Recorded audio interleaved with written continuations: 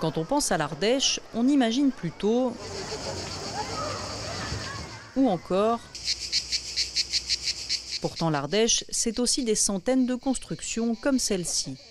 On a près de 900 dolmens inventoriés en Ardèche et dont l'essentiel en fait se retrouve dans le sud du département. Plus petits et plus jeunes que leurs cousins bretons, ces monuments funéraires datent de la fin du néolithique. Si l'archéologue n'explique pas leur concentration dans ce département, elle a quelques pistes sur ceux qui les ont construits et dans quel but. Globalement, c'est une communauté paysanne qui utilise ces dolmens. Ce sont des gens qui cultivent, qui ont de l'élevage, qui occupent le territoire.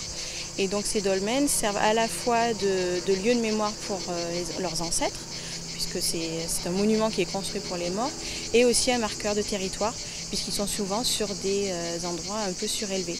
Sur ce chemin thématique inauguré pour la saison d'été, 5 monuments à découvrir au cœur d'une véritable nécropole.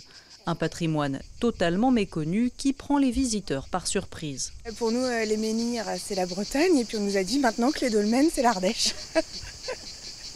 Voilà, finalement, on a appris plein de choses, et puis ça permet aussi d'avoir voir un petit peu des choses concrètes pour ce que les enfants puissent rencontrer pendant l'année scolaire, et que du coup, ils savent de quoi on parle quand plutôt que de le voir que dans les livres, ils le voient en vrai. Après l'ouverture récente de la caverne du Pont d'Arc, le message des professionnels du tourisme est clair. L'Ardèche est aussi une destination culturelle. On était plus dans une logique de grands espaces, d'activités, loisirs nature, nautiques, etc. La grotte Chauvet et la caverne du Pont d'Arc ont servi de révélateurs à l'offre patrimoniale et culturelle du sud du département qui était existante, mais qui n'était pas encore révélée au grand public.